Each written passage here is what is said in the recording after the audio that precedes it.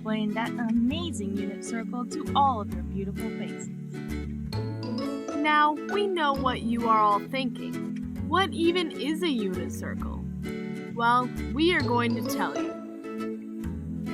The unit circle is a trigonometric measurement tool of a circle with a radius of 1. The center of the circle is located at the origin of a graph, 0, 0. From there, trigonometric expressions can be created from the angular measurements on the circle. We are all aware of the method SOHCAHTOA. Well, the unit circle expands upon that.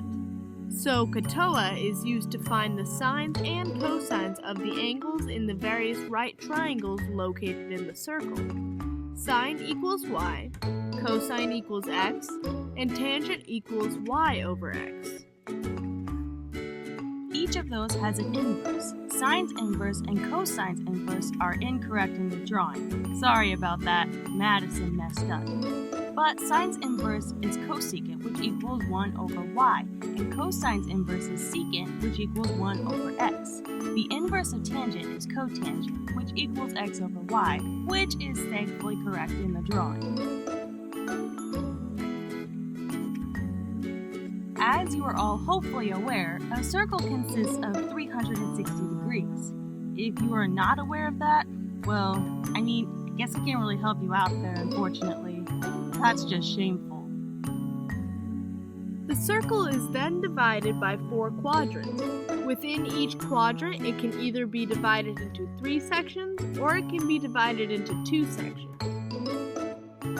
This is basically a representation of divisions of a circle, with each point on the edge of the circle resting on a point on the graph. Keep in mind that the radius is 1.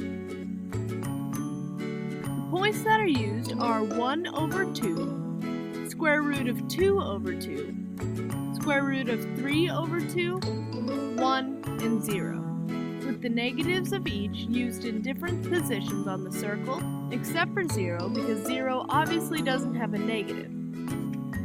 Each point also has a certain degree and fraction associated with it as it is drawn on the graph.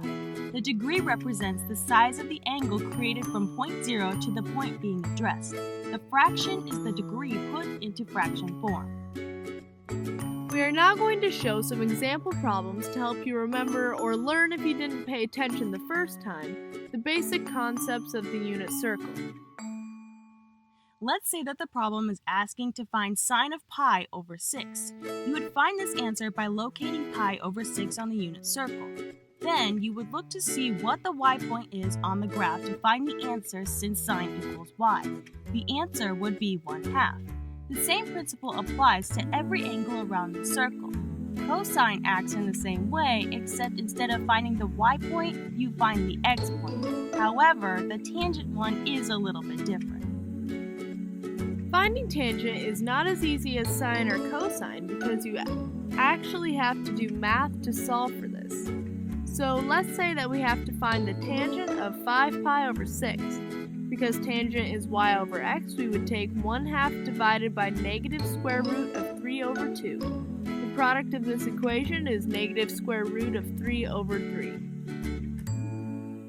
Let's use this problem to explain how the inverse of sine, cosine, and tangent work. Say we needed to find cotangent of 5 pi over 6. Because cotangent is x over y, we would take negative square root of 3 over 2 divided by 1/2. The product of this would be negative square root of 3. The same principle goes for secant and cosecant. If we need to find secant of pi over 3, we would take 1 over the x point, which is 1/2. The answer would come out to be 2. Cosecant would be the same, except you would use 1 over y. Some answers may come out to be a bit of a surprise. Not getting an actual answer may cause you to believe that you did the problem wrong. While there is a chance that you may have done the problem wrong, there is also a chance that you have come across one of these problems. Let's say you have to find cotangent of pi. Since cotangent is x over y, you would take negative 1 divided by 0. Well, anything divided by 0 is undefined, so that makes the answer to this problem undefined.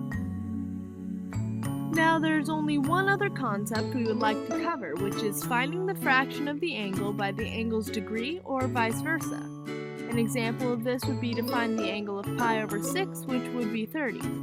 This can get a little more complicated when you throw a negative in there. Let's say you were asked to find the angle of negative pi over 6. Instead of going counterclockwise to find pi over 6, you would go clockwise that same amount to find 11 pi over 6. The answer to that problem would be 330 degrees.